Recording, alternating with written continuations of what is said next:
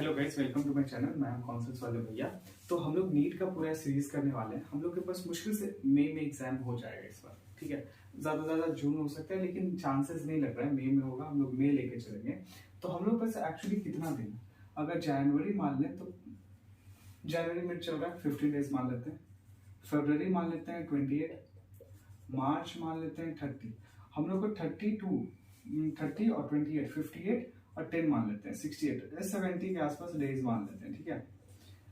हम लोग अप्रैल नहीं ले रहे क्योंकि अप्रैल में पूरा टेस्ट सीरीज चलेगा, पूरा उसमें टेस्ट करना है बस, और कुछ नहीं, बस रिवीजन करना है। और मतलब पूरा जो भी एक्चुअली हम लोग जब पढ़ेंगे हर चैप्टर का, जब हम सीरीज ले रहे हैं, जैसे कि ग्रेविटेशन का अगर बताते हैं तो ग्रेविटेशन को हम 3 पार्ट में डिवाइड किए। हम नहीं चाहते कि पूरा वीडियो 1 घंटे 1.5 घंटे का बना दे और भाई 1.5 घंटे का वीडियो देखता भी कोई नहीं और बोर भी हो जाओगे, और लास्ट में जब 30-35 मिनट के बाद ऐसे भी उतना घुसता नहीं है दिमाग में।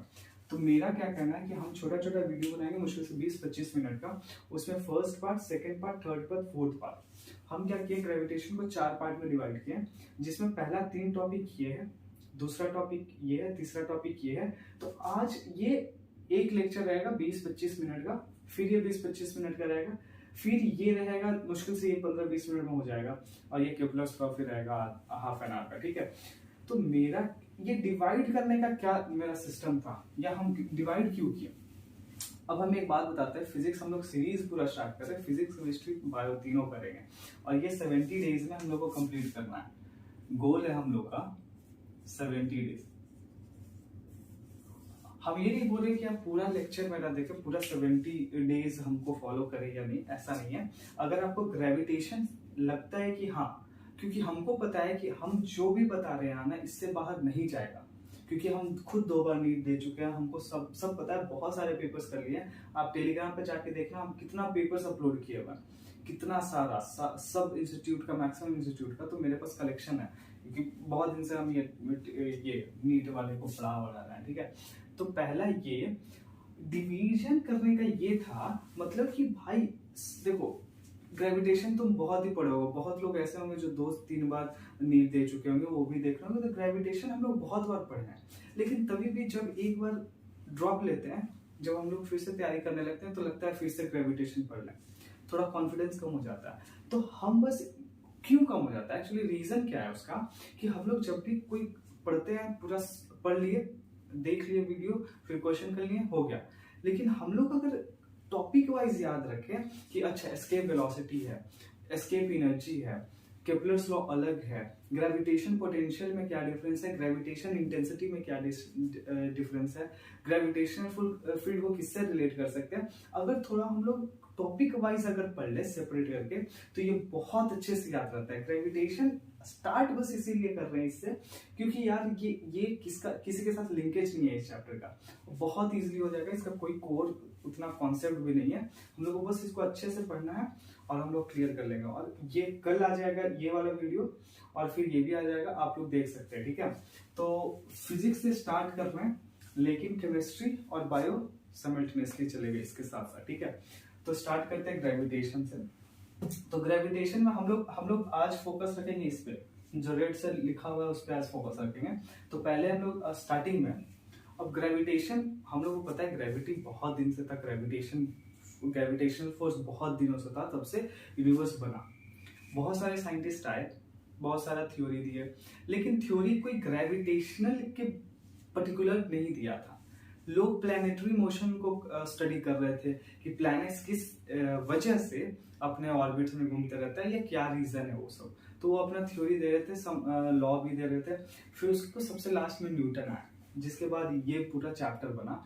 उस बेसिस पे न्यूटन जो थे वो लॉ दिए कि इस लॉ को फॉलो करते हैं वो प्लैनेट्स, और बहुत सारा जितना भी यूनिवर्स में है इस लॉ को फॉलो करता ही है। तो वही बोले न्यूटन्स लॉ ऑफ ग्रेविटेशन दिया। न्यूटन्स लॉ ऑफ ग्रेविटेशन क्या था, एक्चुअली वो बोले कि न्यूटन्स लॉ ऑफ ग्रेविटेशन में एक फोर्स है जिसको हम लोग ग्रेविटेशनल फोर्स बोलते हैं, एफजीएम लिख रहे हैं, ठीक है। Gravitational force directly proportional product of 2 masses. ये लाइन से काम नहीं चलेगा, इसको एक्सप्लेन करना पड़ेगा। प्रोडक्ट ऑफ 2 मासेस का मतलब क्या है, अब प्रोडक्ट ऑफ टू मासेस में इन्हीं दो मासेस ले लो, जैसे हम हैं और ये पेन है, तो ये दोनों हम दोनों एक फोर्स शेयर कर रहे हैं जिसको ग्रेविटेशनल फोर्स बोलते हैं, ठीक है। जो भी अर्थ में जितना भी दो मासेस ले लो, दो मासेस को अगर कंपेयर करोगे, जैसे अगर हम ये दोनों पेन ले लें, ये तीनों ले लें, तो ये तीनों भी एक दूसरे के साथ ग्रेविटेशनल फोर्स शेयर कर रहे हैं, ठीक है। ये सबसे इंपॉर्टेंट है, इररिस्पेक्टिव ऑफ द मास। ये सपोज ये दोनों एक बॉडी है, ये एक बॉडी है, इररिस्पेक्टिव ऑफ द मास दोनों एक दूसरे को इक्वल एंड अपोजिट रिएक्शन से अट्रैक्ट करेंगे, ठीक है। ये पहला लॉ वो दिया न्यूटन। तो एक्चुअली क्या था, force directly proportional to m1 and m2। m1 and m2 दो बॉडी है, कोई भी दो बॉडी ले लो, ठीक है। और वो बोले कि inversely proportional to the square of distance है, यहाँ रेडियस नहीं समझे, मतलब दो बॉडी है m1 m2, ठीक है। m1 m2 के बीच में जो डिस्टेंस है उसी को बोलते हैं r। तो ये inversely proportional of this square का, डिस्टेंस का स्क्वायर का इनवर्सली प्रोपोर्शनल है, वो ये बोले। लेकिन यार ये लॉ दिया हुआ था, लेकिन हम लोग को कैलकुलेशन करने में डायरेक्टली प्रोपोर्शनल का साइन को रिप्लेस करना होता है किसी कांस्टेंट के साथ, हम लोग जानते हैं। तो एफ जी जो कि gravitational force is equal to, ये यूनिवर्सल कांस्टेंट को हम लोग क्या लिखे, gravitation universal constant. Universal constant simply means पूरा यूनिवर्स में ये फॉलो हो रहा है, यही वैल्यू मिलेगा, जो इसका वैल्यू है वही हर जगह फॉलो होगा। ये बन गया फॉर्मूला जो कि बोलते हैं न्यूटन्स लॉ ऑफ ग्रेविटेशन, ये। और यूनिवर्सल ग्रेविटेशनल कांस्टेंट ये जी है, बड़ा वाला। तो जी का वैल्यू क्या है, अब जी का वैल्यू भी पूछ सकता है, तो जी का वैल्यू है 6.67 इंटू 10⁻11। अब यूनिट का बात कर रहे हो तो यूनिट हम अभी बताएंगे, यूनिट निकालना है हम लोग, यूनिट एंड डायमेंशन का भी सीरीज करेंगे, बहुत अच्छे से क्लियर हो जाएगा। हम अभी निकालेंगे ये, बस एक्चुअली बहुत लोग को याद नहीं रहता है। और अगर यार ये क्वेश्चन आ गया नीट में कि what is the unit of G, तो भाई तुम वहां पे डिराइव करने लगोगे, या तुम वहां याद नहीं है तो कैसे टिक मारोगे, सिंपली नहीं मार पाओगे अगर याद नहीं। यही सब क्वेश्चन है जो हम लोग को कंपटीशन को टफ करता है।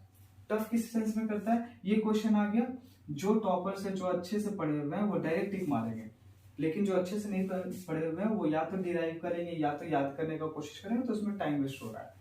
इसी टाइम को बचाकर हम लोग कुछ ऐसा क्वेश्चन नीट वाले देते हैं जिसमें हम लोग लगा सकते हैं, समझ लो। तो ये जी का वैल्यू क्या होता है, 6.67 × 10⁻11। अब यूनिट एक बार हम निकाल लेते हैं ताकि आपको याद हो जाए, क्योंकि डायरेक्ट लिख देंगे तो दिमाग में नहीं जाएगा अच्छे से, ठीक है। तो ग्रेविटेशनल फोर्स एक फोर्स है, तो फोर्स को क्या लिख सकते हैं, एम ए। अब एम ए को क्या लिख सकते हैं, मास है तो केजी। आइसोलेशन को क्या लिख सकते हैं, मीटर पर सेकंड स्क्वायर, कोई दिक्कत नहीं है। ये हुआ फोर्स का। अब फोर्स का अगर हम ये लिखते हैं G into M second square is equal to G. अब m1 मतलब केजी, m2 भी केजी, ध्यान से देखना क्या कर रहे हैं, आर स्क्वायर मतलब मीटर स्क्वायर, ठीक है।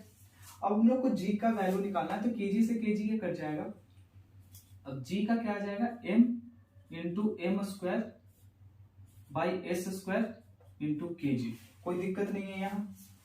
अब देखो इसको ऊपर लिख रहे हैं, ठीक है। अब जी को हम लोग जानते हैं न्यूटन क्या होता है, न्यूटन सिंपली यही होता है, क्योंकि फोर्स का यूनिट होता है न्यूटन।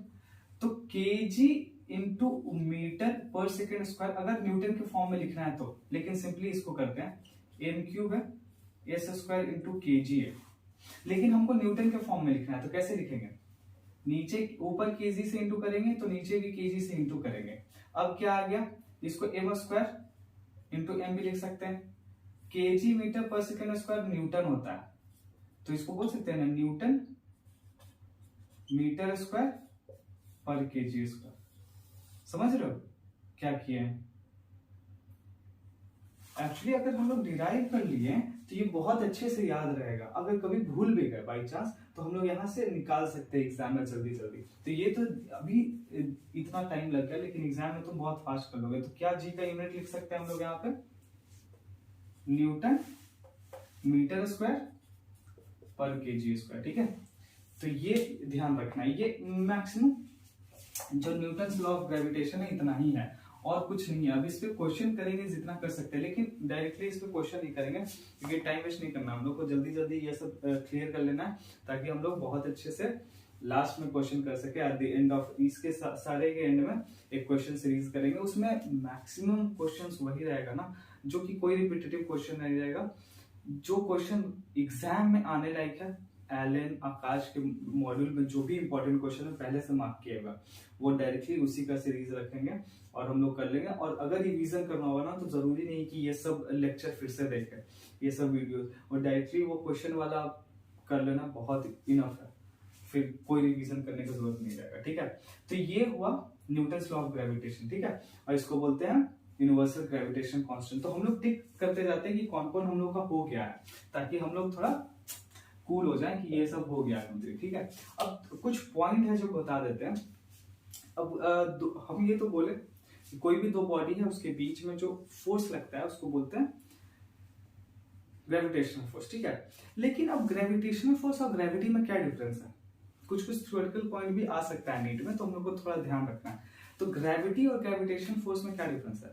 एक्चुअली अगर अदर देन अर्थ से कंपेयर करें कोई भी टू मासेस को, अगर अर्थ आ गया किसी भी कंपैरिजन में, जैसे earth and me, earth and you, earth and this pen, तो ग्रेविटी वर्ड यूज होगा।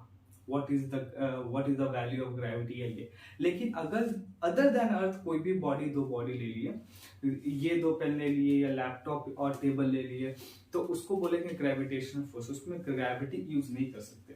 ये बस थ्योरेटिकल पॉइंट है। और एक और इंपॉर्टेंट बात, हम लोग जानते हैं ये जो ग्रेविटेशनल फोर्स है टू मासेस बीच में लगता है। ठीक है, ये सब थ्योरेटिकल वर्ड है, ये सब पता भी होगा, लेकिन बस जस्ट टू रिवाइज। ठीक है, ये दोनों के बीच में कोई अदर ऑब्जेक्ट आ जाए, अगर M3 बीच में आ जाए, कहीं भी आ जाए, उससे ये दोनों के बीच के फोर्स को कोई भी फर्क नहीं पड़ेगा।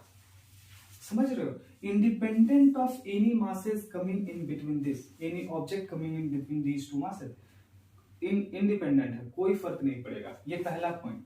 दूसरा पॉइंट क्या था कि एक्चुअली अगर ये दो मासेस है, ये दो मासेस के बीच में कोई मीडियम होगा, वो मीडियम पे भी डिपेंड नहीं करता। फॉर एग्जांपल हम बताते हैं, ये दो मासेस, यही दोनों के एग्जांपल लेते हैं। ये दो मासेस के बीच में मीडियम क्या है? दिस एयर मॉलिक्यूल, ये मीडियम है।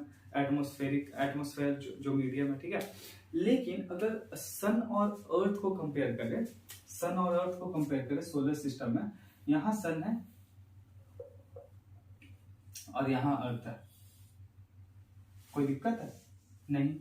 तो अर्थ जो है यहाँ पे, तो हम लोग को पता है जो एटमॉस्फेयर अर्थ में प्रेजेंट है वो यहाँ पे तो प्रेजेंट है नहीं, बिल्कुल नहीं है। तभी भी इसका भी वैल्यू ऑफ ग्रेविटेशनल फोर्स, या तो ग्रेविटी बोल सकते हैं, वही होता है G(m1m2/r²। कोई डिफरेंस नहीं है इसमें, सेम होता है। मतलब कि क्या है, इंडिपेंडेंट ऑफ द मीडियम है। ठीक है, दूसरा बात हम लोग को पता है कि वो जो ऑर्बिट्स के बीच में बहुत सारे एस्ट्रॉइड्स होते हैं, बहुत सारे हेवी एस्ट्रॉइड्स ये सब होते हैं, तो वो बीच में तो होते होंगे, लेकिन तभी भी वो कोई भी वैल्यू पे चेंज नहीं करता है ग्रेविटेशन फोर्स पे। वही बोला गया था कि मीडियम में अगर कोई प्रेजेंट में रहे एनी मास, अदर मास, तो कोई फर्क नहीं पड़ेगा ग्रेविटेशनल फोर्स पे। ये सब इंपॉर्टेंट है। और एक और, ये थ्योरेटिकल क्वेश्चन पूछ सकता है कि आप बताओ कि ग्रेविटेशनल फोर्स किस लॉ को फॉलो करता है, न्यूटन्स लॉ के किस लॉ को फॉलो करता है। तो एक्चुअली बात करें तो M1 है, M2 है। ठीक है, जितना फोर्स ये M1 M2 पे लगा रहा है, तो क्या लिखते हैं, force exerted by M1 on M2 is equal to force exerted by M2 by M1। इसको माइनस में लिख सकते हैं, माइनस नहीं लगाने के लिए हम लोग यहाँ पे मॉड लगा देते हैं। ठीक है, तो जितना फोर्स M1 M2 पे लगा रहा है उतना ही फोर्स M2 M1 पे लगा रहा होगा। तो इसको सिंपली क्या कह सकते हैं, equal and opposite forces occurring in pair. तो इसी को तो बोलते हैं Newton's third law, Newton's third law इसी को बोलते हैं। अपोजिट एंड इक्वल रिएक्शन को ही न्यूटन्स थर्ड लॉ बोलते हैं। इसीलिए gravitational, Newton's law of gravitational, जो कि ग्रेविटेशनल फोर्स है, वो फॉलो करता है न्यूटन्स थर्ड लॉ को। ये इंपॉर्टेंट है, ये याद रखना है। मोस्टली ध्यान में भी होता है, लेकिन ये बस ध्यान रखना है। ठीक है, और ये हुआ। अब एक और बात, ये जो ग्रेविटेशनल फोर्स है G(m1m2 बाई आर स्क्वायर। अब m1 m2 सिंपली वही है जिस टू बॉडी के बारे में हम लोग बात कर रहे हैं। m1 कुछ भी हो सकता है, m2 कुछ भी हो सकता है, डजंट मैटर। अब एक बात बताते हैं, यहाँ पे नेगेटिव साइन हम लोग यूज करते हैं। अब तुम बोलोगे सर ये नेगेटिव साइन क्यों? Simply because the forces are acting opposite to each other, पहला। और बोल सकते हो सर दूसरा क्या? दूसरा क्या हो सकता है कि उसका नेगेटिव वैल्यू है, because they are attractive in nature. ये एक्चुअली हो क्या सकता है, ये क्यों बताने का रीजन ये है कि एग्जाम में क्वेश्चन पूछा जा सकता है, उसमें 4 ऑप्शन दिया रहेगा। 4 ऑप्शन में यहाँ लिखा रहेगा मोर देन 1, ये भी नहीं लिखा रहेगा कि 1 and 2 and 2 and 3, क्योंकि बहुत लोग उसमें कर लेते हैं तो मोर देन 1 लिख देगा बस। तो हम लोग कर देंगे, हम लोग को ये पता है कि they are acting opposite to each other, तो नेगेटिव होगा। लेकिन ऐसा नहीं है, वो तो है ही है, लेकिन including that they are attractive in nature, ये भी है इसका ऑप्शन, ठीक है। तो मोर देन 1 होगा ये अगर पूछा तो, ठीक है। तो हम लोग 2 टॉपिक अच्छे से क्लियर कर लिए, न्यूटन्स लॉ ऑफ ग्रेविटेशन और यूनिवर्सल कांस्टेंट लॉ। अब एक और बात हो सकती है कि इसका ग्राफ क्या होगा। इसका ग्राफ एक्चुअली हम लोग जानते हैं कि ग्रेविटेशनल फोर्स और डिस्टेंस, ग्रेविटेशनल फोर्स और डिस्टेंस एक्चुअली ग्राफ हम लोग क्या बनाते हैं, अगर डिक्रीज कर रहा है तो सिंपली ऐसे बनाते हैं कि जैसे जैसे रेडियस बढ़ रहा है वैसे वैसे ग्रेविटेशनल फोर्स घट रहा है। लेकिन ये डायरेक्टली प्रोपोर्शनल टू आर होता है तब, लेकिन आर स्क्वायर में हम लोग ऐसे करते हैं, ये याद रखना है, ये हम यहाँ पे लिख दे रहे हैं, ध्यान रखना है। ये ग्राफ में, ग्राफ भी अलग से करवा देंगे अगर दिक्कत है तो, ग्राफ का अलग सेशन किसी दिन दो वीडियोस बना लेंगे और उसमें ये कर लेंगे, ठीक है। तो ये directly proportional to inversely proportional to जब आर रहेगा तब, और ये क्या है, ये ग्राफ एक्चुअली ऐसे से ऐसे होता है, ये inversely proportional to R square का, ठीक है। तो ये याद रखना है ग्रेविटेशन फोर्स के ग्राफ, ऐसा पूछता नहीं है लेकिन ध्यान रखना है। तो हम लोग का 2 टॉपिक अच्छे से क्लियर हो गया। अब 3rd टॉपिक पे आते हैं जो कि मेन टॉपिक है, जिसमें लोग को डॉट रहता है और इसमें बहुत अच्छे से हम लोग ग्राफ भी करेंगे, बहुत अच्छे से वैल्यू ध्यान में भी रखेंगे क्योंकि वैल्यू इंपॉर्टेंट है। ये पॉइंट मास और स्पेरिकल मास का, जो हॉलो सिलेंडर, सॉलिड सिलेंडर का, स्फीयर का हम लोग पढ़ते हैं, ठीक है। तो अब हम लोग करने जा रहे हैं क्या, gravitational field. Gravitational field and intensity. पहली बात तो ग्रेविटेशनल फील्ड का बात करते हैं, तो बुकिश लैंग्वेज के अलावा बात करते हैं ताकि अच्छे से कॉन्सेप्ट समझ में आए। हम लोग जानते हैं मैग्नेटिक फील्ड, मतलब सपोज अगर ये मैग्नेट है, ये डस्टर को अगर हम लोग मैग्नेट मान लें तो इसका एक एरिया होता है जहां पे ये मैग्नेटिक फील्ड क्रिएट करता है, मैग्नेटिक फील्ड का प्रेजेंस होता है इसके चारों तरफ। हम लोग मैग्नेट से खेले, हम लोग अगर मैग्नेट है, ये नेल है, तो नेल को हम लोग पास लेके जाके देखते हैं कि कहाँ से इसका फोर्स ऑफ अट्रैक्शन दिखने लगा है, क्योंकि हम लोग को यहाँ तो छोड़ दोगे कुछ नहीं होगा, लेकिन थोड़ा आगे करते हैं तो हो सकता है अट्रैक्ट कर ले, तो हम लोग चेक करते हैं कि कहाँ तक इसका इंटेंसिटी है मैग्नेटिक फील्ड का। तो उसी तरीके से ये ग्रेविटेशनल फील्ड एक्चुअली ये है कि जैसे एग्जाम्पल के तौर पर हम बताते हैं, ये सन है, ये अर्थ है। भाई ये तो अर्थ है, इसमें मरकरी, वेनस, ये तो अगर अर्थ को ग्रेविटेशनल फोर्स मिल रहा है, मतलब यहाँ तक तो सन का ग्रेविटी का ये इन्फ्लुएंस यहाँ तक तो है। लेकिन हम लोग जानते हैं कि इसी तरीके से 9 प्लैनेट्स हैं, मतलब लास्ट में अगर प्लूटो मान लें, हो सकता है आगे भी होगा, लेकिन प्लूटो तक हम लोग जानते हैं कि एक इसके ग्रेविटेशनल फोर्स की वजह से ये लोग एक ऑर्बिट में रहते हैं, डिस्प्लेस नहीं होते। मतलब कि सन का जो है कितना एरिया है भाई, इतना एरिया है जहां तक वो अपना ग्रेविटेशनल फील्ड प्रोड्यूस करता है, ठीक है। ऐसा जैसा हम लोग जानते हैं अभी तक सोलर सिस्टम को, तो उसी तरीके से ग्रेविटेशनल फील्ड उसी को बोलते हैं जहां पे ग्रेविटेशनल फील्ड लग रहा हो। जैसे अर्थ पे कहीं पे भी जाओ तो ग्रेविटेशनल फील्ड लग रहा है। हम लोग अब ये क्या बोलते हैं, रोटेशन ऑफ द अर्थ में हम लोग इसके बारे में और पढ़ेंगे डिटेल से, लेकिन ग्रेविटेशन फील्ड का थोड़ा ओवरव्यू मिल गया होगा, ठीक है। अब हम लोग बात करते हैं इंटेंसिटी का। अब बात आता है इंटेंसिटी का, तो इंटेंसिटी एक ऐसा टर्म लगता है जो कि अगर मान लीजिए बस तुम इंटेंसिटी बोल दिया तो intensity is equal to power by area होता है। ये वेव नेचर है, वेव का ये प्रॉपर्टी है, वेव का प्रॉपर्टी है, तो बस इंटेंसिटी नहीं बोल सकते, हम लोग को बोलना पड़ेगा ग्रेविटेशनल फील्ड इंटेंसिटी। समझ रहे हो ना, बस इंटेंसिटी का मतलब होता है पावर बाय एरिया, वो होता है वेव का प्रॉपर्टी है, लेकिन हम लोग को बोलना पड़ेगा ग्रेविटेशनल फील्ड इंटेंसिटी। अब डायरेक्टली इसको फॉर्मूला पे जाने से पहले हम एक बात बताते हैं। हम लोग जानते हैं डेंसिटी को, density is equal to mass per unit volume. कहने का मतलब क्या है कि अगर ये एक ऑब्जेक्ट है तो इसका यूनिट वॉल्यूम मतलब कि 1 मीटर क्यूब में 1 मीटर क्यूब या 1 लीटर क्यूब जो भी, उसमें उसका मास कितना कंटेंट है, ये एक्चुअली डेंसिटी होता है। डेंसिटी इंटेंसिटी से कोई रिलेशन नहीं है, लेकिन हम बस इसको घुमा के इसलिए बता रहे हैं ताकि आपको इंटेंसिटी वर्ड अच्छे से याद रहे। ठीक है, तो density mass per unit volume होता है। तो अब तुम बोलोगे ग्रेविटेशनल फील्ड इंटेंसिटी क्या मास पर यूनिट वॉल्यूम ही होता है? नहीं, एक्चुअली हम लोग क्या बात कर रहे हैं, ध्यान से सुनना। एक्चुअली इंटेंसिटी क्या होता है पहले वो देख लेते हैं, फिर इसके फॉर्मूला पे जाएंगे।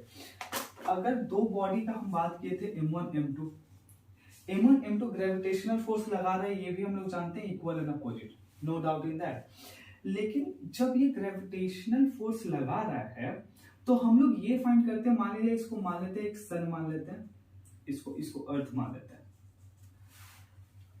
हम अब देखो अर्थक्वेक आता है, हम लोग क्या बोलते हैं, किस तीव्रता से अर्थक्वेक आया था, what was the intensity of the earthquake, बोलते हैं ना। मतलब कि किस इंटेंसिटी से वो अर्थ के सरफेस को अफेक्ट किया, किस पावर, किस स्ट्रेंथ से वो अर्थ को अफेक्ट किया अर्थक्वेक, उसी को बोलते हैं, मतलब उसी को बोलते हैं जो स्ट्रेंथ है, उसी को बोलते हैं इंटेंसिटी। किस इंटेंसिटी से आया, उसी तरीके से ये जो M1 है कितना इंटेंसिटी से इस पे ग्रेविटेशनल फोर्स लगा रहा है, M2 कितना इंटेंसिटी से ग्रेविटेशनल फोर्स लगा रहा है, उसी को बोलते हैं ग्रेविटेशनल फील्ड इंटेंसिटी। समझ रहे हो? तो मान लीजिए इसी का एग्जांपल लेते हैं, सन एंड अर्थ। ठीक है, हम लोग बोलेंगे कितना स्ट्रेंथ से ग्रेविटेशनल फील्ड लगा रहा है, कितना ग्रेविटेशनल फील्ड प्रोड्यूस कर रहा है, उसी को बोलते हैं हम लोग force per unit mass is equal to intensity. अब बोलोगे सर क्या बोल दिया, ध्यान दो इधर, force per unit mass, force per unit mass, कौन सा force, gravitational force per unit mass is equal to intensity. अब इसका यूनिट देखेंगे, डायमेंशन देखेंगे, सब देखेंगे, लेकिन तुम समझ रहे हो ना, पर यूनिट मास मतलब कि अगर एक बॉडी है तो एक बॉडी के यूनिट मास से मतलब 1 किलोग्राम से 1 kilogram of this body will produce how much gravitational field, that is what intensity is. Intensity कोई अलग वर्ड नहीं, इंटेंसिटी डिराइव हुआ है, समझ रहे हो, इंटेंसिटी डिराइव हुआ है, कोई ऐसा नहीं वर्ड है जैसे कि फोर्स जैसा वर्ड नहीं है, इंटेंसिटी डिराइव हुआ है। इंटेंसिटी डिराइव कैसे हुआ है, 1 kg, एक यूनिट मास से कितना ग्रेविटेशनल फील्ड प्रोड्यूस हो सकता है, उसी को बोलते हैं इंटेंसिटी। तो इंटेंसिटी इज इक्वल टू कितना ग्रेविटेशनल फोर्स प्रोड्यूस हो सकता है पर यूनिट मास उस बॉडी का, जितना प्रोड्यूस होगा। अब जैसे देखो सन है, मून है, सन है, अर्थ है। अब ये सन जितना प्रोड्यूस करेगा उतना ही तो इस पे एक्ट करेगा। तो बुकिश डेफिनेशन में बोले कि the gravitational force acting on the mass per unit mass of that body. फिर से ये इंटेंसिटी जो है, फिर से ध्यान देना, इंटेंसिटी जो है इसका प्रॉपर्टी नहीं है जो प्रोड्यूस कर रहा है। इंटेंसिटी जो है उसका प्रॉपर्टी है जिसपे एक्ट कर रहा है। मतलब कि ग्रेविटेशनल फोर्स किसके वजह से आ रहा है, पहले तो ये बताओ। ग्रेविटेशनल फोर्स दोनों की वजह से आ रहा है, क्योंकि दोनों की वजह से आ रहा है, because there is some force between two object, तो दोनों की वजह से आ रहा है ग्रेविटेशनल फोर्स। और ये जो मास है किसका है, जिसपे एक्ट हो रहा है, जिसका निकालना है उसको, उसका मास है ये। जैसे इंटेंसिटी, जैसे M1 है, M2 है, अगर बोल देगा हमको इंटेंसिटी बताओ M2 पे, तो जो gravitational force divided by M2 होगा इसी को इंटेंसिटी बोलेंगे, क्योंकि इंटेंसिटी ऑफ M2 पूछा है, जिसका इंटेंसिटी पूछेगा उसी का यहाँ पे मास लिखते हैं। तो अब एक बात कहते हैं, ये हटा देते हैं। हम लोग क्या बोले, intensity is equal to gravitational force by mass. तो अब इसका यूनिट देखते हैं। इसका वेक्टर फॉर्म भी करवा देंगे न्यूटन्स लॉ ऑफ ग्रेविटेशन का। ये एक रह गया, ठीक है। तो intensity is equal to gravitational force हम लोग जानते हैं क्या होता है, कोई दिक्कत है, G(m1m2 by r², कोई दिक्कत नहीं है। और ये मास को, कौन मास को लिख रहा है, जिस मास को निकालना है, मान लीजिए m2 का निकालना है तो m2, तो क्या हो जाएगा Gm/r² is equal to intensity. यही होता है इंटेंसिटी का वैल्यू, मास एक ही रहता है। अब मास कौन रहता है, जिसपे एक्ट, जिसका निकालना है उसका मास नहीं रहता, ठीक है ना। जो प्रोड्यूस कर रहा है वो इंटेंसिटी, जो प्रोड्यूस कर रहा है वो इलेक्ट्रिक ग्रेविटेशनल फील्ड, उसी का वैल्यू रहता है, उसी का मास रहता है ये, ठीक है। अब इसका डिराइव कर सकते हैं हम लोग यूनिट भी, हम लोग जी का डायरेक्टली भी कर सकते हैं, लेकिन चलो फिर से करते हैं। ये जी जो है बड़ा वाला जी, उसको हम लोग डिराइव किए थे, अभी क्या किए थे, न्यूटन मीटर स्क्वायर पर केजी स्क्वायर, ये किए थे। फिर से कर लेते हैं, अगर कंफ्यूजन है फिर से कर लेते हैं। Force is equal to G(m1m2 r²। Force को क्या लिख सकते हैं, ma को kg इंटू मीटर पर second square, g kg metre square. देखो कितना जल्दी जल्दी हो सकता है जब तुम ये सीख लोगे तो। kg कट गया, ये m हो जाएगा, ये m² हो जाएगा, सेकेंड स्क्वायर हो जाएगा, इधर kg आ जाएगा, इज इक्वल टू जी होगा, ठीक है। हम लोग जानते हैं kg से, इसको kg से इंटू कर दो, इसको kg से इंटू कर दो, kg मीटर पर सेकेंड स्क्वायर न्यूटन होता है, तो न्यूटन मीटर स्क्वायर पर kg square is equal to G. तो न्यूटन मीटर स्क्वायर पर kg स्क्वायर जी हो गया। ये मास का हो जाएगा kg, r² हम लोग जानते हैं metre square is equal to I, intensity. अब ये मीटर स्क्वायर कट जाएगा, kg कट जाएगा, तो न्यूटन पर kg क्या आ जाएगा, इंटेंसिटी। न्यूटन पर kg क्या आ जाएगा, इंटेंसिटी। तो सिंपली हो गया। तो अगर आपको पता रहेगा कैसे निकालते हैं तो यूनिट ये सब याद करने की जरूरत नहीं पड़ता, लेकिन for quick calculation, quick answers हम लोग को थोड़ा ध्यान भी रखना पड़ता है, ठीक है। लेकिन यार ये प्रैक्टिस हो जाएगा तो तुम इसको भी क्विक कर लोगे, इसमें कोई बहुत बड़ी बात नहीं है, ठीक है। तो यहाँ तक हम लोग बात किए। अब एक बार वेक्टर फॉर्म देख लेते हैं। वेक्टर फॉर्म, वेक्टर भी अलग से पढ़ाएंगे, उसमें बहुत अच्छे से समझ में आ जाएगा, लेकिन वेक्टर फॉर्म देख लेते हैं, ठीक है। If I is equal to क्या बोले हम अभी, Gm/r², कोई दिक्कत नहीं है। अब Gm/r², इसका डायरेक्शन होगा, of course intensity is a vector quantity, तो इसका डायरेक्शन होगा। अभी हम लोग बात किए थे m1 m2 का। तो एक्चुअली होता क्या है, ये भी नेगेटिव में वैल्यू होता है एक्चुअली। क्यों, क्योंकि m2 ये जो r डिस्टेंस है इधर से है, r डिस्टेंस जो इंटेंसिटी प्रोड्यूस कर रहा है, जिस पे लग रहा है, उसका इंटेंसिटी इस डायरेक्शन में होता है। इंटेंसिटी किस डायरेक्शन में होता है, opposite to the body which we are talking about.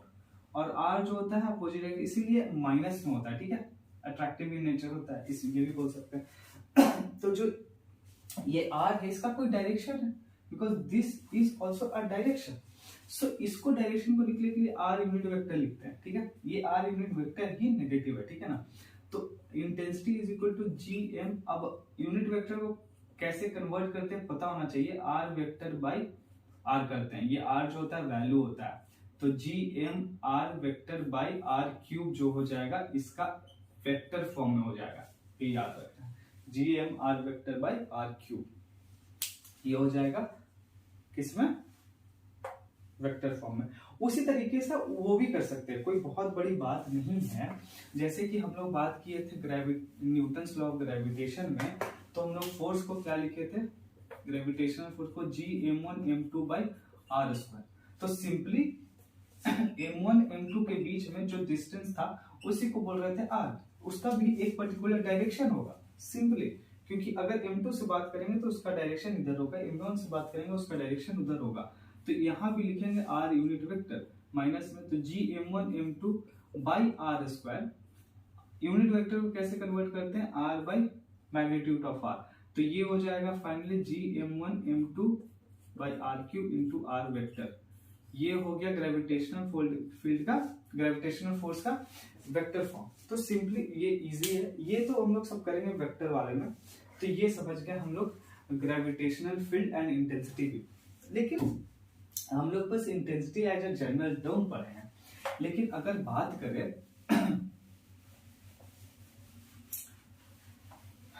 अब इंटेंसिटी भी डिपेंड करता है किस बॉडी के लिए बात कर रहे हैं। अब बॉडी के लिए बात करें उसमें दो केस हम लोग पढ़ते हैं।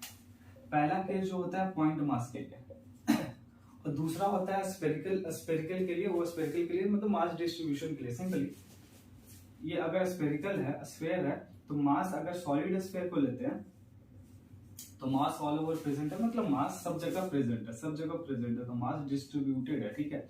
अगर स्फेरिकल लेते हैं, हॉलो लेते हैं, तो मास यहाँ प्रेजेंट है। कोरोना टाइम में खांसी होता है तो भी डर लगता है ना। मास यहाँ लेते हैं तो इसको, तो ये मास डिस्ट्रीब्यूशन, इसी को इसको अलग से पढ़ेंगे, पहले पॉइंट मास का पढ़ लेते हैं। तो पॉइंट मास का मतलब क्या कि ये भी बोल सकते हैं पॉइंट मास मतलब क्या होता है कि all the masses are concentrated at a point. तो इसका directly intensity is equal to, हम लोग जानते हैं gravitation force by mass.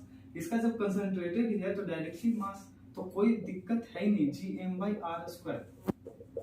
Electric field intensity, इसमें पॉइंट मास के लिए कोई टेंशन नहीं है, सेम टू सेम वैसा ही होता है जैसे हम लोग इंटेंसिटी का जनरली पढ़ते हैं। अब उसको वेक्टर फॉर्म में भी लिख सकते हो, वेक्टर फॉर्म में Gm/r3 r वेक्टर।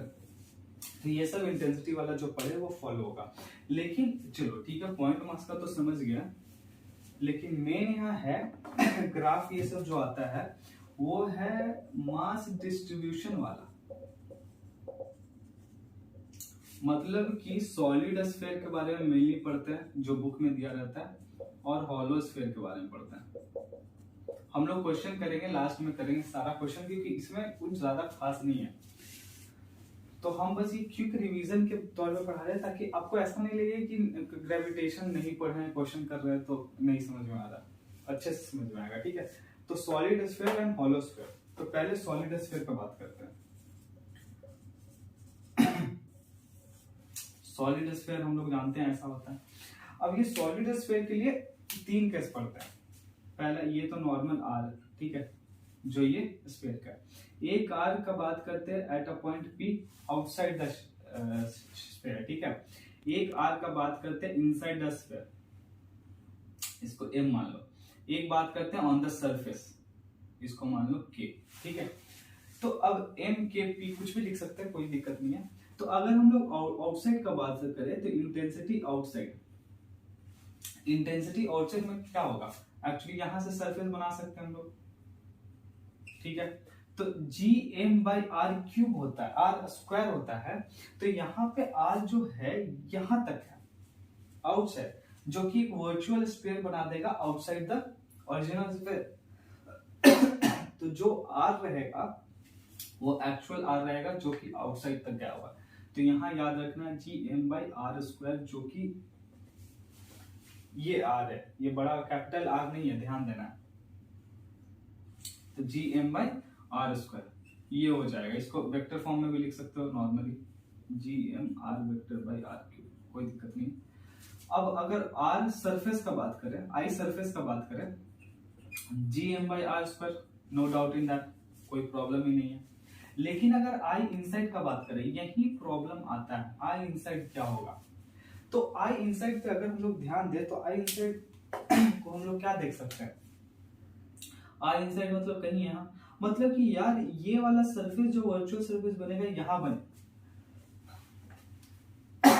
बनेगा, मतलब कि ये वाले मास का कोई वैल्यू नहीं है, ये वाले मास का कोई वैल्यू नहीं है, कोई इफेक्ट नहीं कर रहा है। मतलब हम लोग को जो बात करना है, ये अगर मान लीजिए मास इसका m था, तो 9 अब जो हो जाएगा ऐसे वाला, अब हो जाएगा m' हो जाएगा, क्योंकि ये बाहर वाला जो मास है, जहां तक रेडियस नहीं गया है, यहां से यहीं तक है रेडियस, यहां तो नहीं गया है, तो ये रेडियस वाला जो मास है वो तो डिडक्ट हो जाएगा। तो अब इसको क्या करते हैं, m'/m निकालते हैं, मास क्या है क्योंकि Gm/r² होता है, हम लोग तो ये नॉर्मली जानते हैं, तो r तो यही हो जाएगा, लेकिन अब m निकालना है हम लोग को, जो कि नया m है, m'।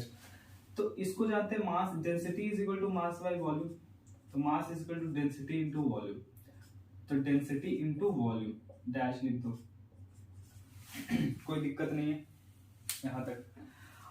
अब तुम देखो वॉल्यूम को हम लोग क्या लिख सकते हैं 4/3 पाई आर क्यूब, तो आर जो नया वाला है वो आर क्यूब है स्मॉल वाला, अब 4/3 पाई आर क्यूब। डेंसिटी तो सेम रहेगा, डेंसिटी में कोई फर्क नहीं होगा, कट जाएगा, मतलब m डैश बाई m हो जाएगा R cube by R cube, ठीक है, कैपिटल आर क्यूब। तो m डैश का वैल्यू आ जाएगा क्या, m R cube by R cube. अब ये पुट करो यहाँ पर G M R cube by R cube into R square जो ये था, अब ये देखो कट जाएगा तो बचेगा G M R by R cube. तो ये होता है आई इनसाइड का इन सॉलिड स्फीयर। ये बस इंपॉर्टेंट है, ये तो सब लोग कर लेते हैं लेकिन ये इंपॉर्टेंट है। तो ये डेरिवेशन बस इसलिए किया ताकि आपको याद रहे कि G M R by R cube कैसे आए। अगर कभी ध्यान में नहीं आया एग्जाम में तो हम लोग डिराइव भी कर सकते हैं, इसीलिए बहुत इंपॉर्टेंट है कि जब तुम रिवाइज कर रहे हो या जब तुम कोशिश कर रहे हो थ्योरी पढ़ने का तो तुम थोड़ा प्रोसेस पढ़ लो, ताकि अगर गलती से भूले भी हम लोग डिराइव कर सकते हो। और ये डेरिवेशन में भाई एक चीज नहीं 2-3 चीज दिमाग में आने लगता है, फिर 2-3 चीज ध्यान आ जाता है, तो ये इंपॉर्टेंट है, ठीक है। ये सॉलिड स्फीयर का खत्म हो गया, एक और ग्राफ बता देते हैं ग्राफ कैसा होगा। अब देखना इंटेंसिटी हम बोले सब नेगेटिव में होगा, तो ये सब वैल्यू को नेगेटिव पुट करना इंपॉर्टेंट है। तो ये पॉजिटिव ग्राफ, ये नेगेटिव ग्राफ, ठीक है। यहाँ पे इंटेंसिटी का वैल्यू लिख देते हैं, इंटेंसिटी का ग्राफ है। अब इंटेंसिटी देखो कहाँ है, आउटसाइड में क्या है आर क्यूब, सरफेस पे क्या है G M by R square, ये तो आर बड़ा ही है, मतलब सबसे छोटा वैल्यू क्या हो गया आउटसाइड वाला। इनसाइड वाले में देखो आर बाई आर क्यूब है मतलब होता है क्या इनसाइड में इंक्रीज करते रहता है, मैक्सिमम होता है at the R is equal to R पे, ये आर लेस देन आर है और ये R greater than R, value decrease कर जाता है। देख लो आर का वैल्यू बहुत ज्यादा है तो वैल्यू डिक्रीज कर देता है और आउटसाइड और इसका मैक्सिमम वैल्यू क्या होता है minus G M by R. तो ये इंपॉर्टेंट है, ये ग्राफ याद रखना है, ठीक है। यहाँ पे हम लोग लिख सकते हैं, हाँ एक चीज याद रखना है, यहाँ पे लिख सकते हैं डायरेक्टली क्या inversely proportional to R square होता है, लेकिन इनसाइड में क्या लिख सकते हैं directly proportional to R but inversely proportional to R square R cube, ठीक है, ये याद रखना है, ठीक है इसको। और यहाँ पे तो जानते हैं 1/r square, 1/r square G M by R. तो कोई दिक्कत यहाँ तक है, गलती कहाँ कर रहे हैं हम लोग, गलती कर रहे हैं, कुछ गलती है नहीं, सब सही है, हाँ ठीक है ना। तो G M by R square कोई दिक्कत नहीं है। तो ये सॉलिड स्फीयर के लिए होता है। अब हम लोग बात करते हैं हॉलो स्फीयर का। हॉलो स्फीयर के लिए ज्यादा नहीं है, सॉलिड स्फीयर में मेन था, हॉलो स्फीयर में ज्यादा कुछ है नहीं। तो हॉलो स्फीयर का एक बार देख लेते हैं।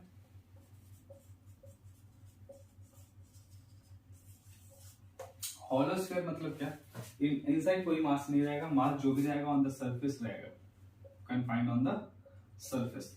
तो अब इसका भी वही देख लेते हैं, ये आर है, एक बाहर आर है पी पॉइंट, ये के पॉइंट, ये मान लेते हैं एम पॉइंट इनसाइड। अगर हम लोग ये वर्चुअल सरफेस बनाए तो उसके अंदर मास है कि नहीं है, बिल्कुल है। तो आई इनसाइड आउटसाइड जो हो जाएगा minus G M by R square, कोई दिक्कत नहीं है इसमें, इसको वेक्टर फॉर्म में भी लिख सकते हैं। आई सरफेस क्या हो जाएगा, मास कहाँ पे यहीं पे, तो minus G M by R square भी हो जाएगा। लेकिन आई इनसाइड देखो, ये इनसाइड मतलब यहां पे सरफेस रहेगा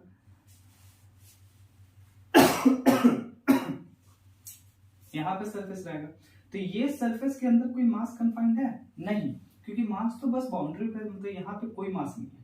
तो जब यहाँ पे जीरो मास है तो माइनस जी एम जो कि एम जीरो है, एम जीरो है, तो एम जीरो तो इसका वैल्यू जीरो, तो आई इनसाइड क्या होता है जीरो, ये याद रखना है, ठीक है। अब अगर इसका ग्राफ देखें तो ग्राफ क्या होगा, again everything value is in negative, तो नेगेटिव वाला इनसाइड तो जीरो होता है, कुछ बनाने की जरूरत नहीं है। सबसे ज्यादा कहाँ होता है, gm/r² on the surface, r is equal to r, r less than r, और r ग्रेटर देन r में क्या होता है, रेसिप्रोकल, ये इनवर्सली प्रोपोर्शनल टू r होता है, इसलिए वैल्यू कम होता है। ठीक है, ये याद रखना, -gm/r² इसका वैल्यू होता है। इंटेंसिटी का ग्राफ है, इंटेंसिटी वर्सेस रेडियस का। तो ये हुआ हम लोग को gravitational field and gravitational intensity. Point mass का हम लोग पढ़ लिए, स्फेरिकल मास डिस्ट्रीब्यूशन पढ़ लिए, हॉलो सॉलिड का पढ़ लिए। तो ये होता है यहाँ पे फर्स्ट लेक्चर खत्म। इसका क्वेश्चन करेंगे एट द लास्ट, क्योंकि कुछ ज्यादा नहीं है ग्रेविटेशन, हम नहीं चाहते कि बहुत टाइम दे दो और कोर कॉन्सेप्ट जो टॉपिक्स है उसको छोड़ दे। कोर कॉन्सेप्ट में ठीक ठाक टाइम दे देंगे, लेकिन ये सब में टाइम नहीं देना। इतना देख लिए, बहुत सफिशिएंट है क्वेश्चन करने के लिए। अब हम लोग सेकंड वीडियो लाएंगे। अगर आपको कोई जल्दी चाहिए होगा चैप्टर, जैसे ग्रेविटेशन के बाद हम कुछ सोचे हुए शुरू करने का, लेकिन आपको कोई बायोकेमिस्ट्री या फिजिक्स में कोई ऐसा चैप्टर होगा जो आप चाहते हैं कि हम पढ़ा दें, तो आप कमेंट बॉक्स में लिख लीजिएगा, ठीक है। तो ये अब सेकंड में स्टार्ट करेंगे ये वाला टॉपिक सेकंड लेक्चर में, ठीक है। तो थैंक यू। और कोई भी डाउट हो कमेंट्स में पूछ लिया करो, या टेलीग्राम पे ज्वाइन कर लिया करो, वहां भी पूछ लो, वहां तो हमेशा एक्टिव रहते हैं, ठीक है। Okay bye.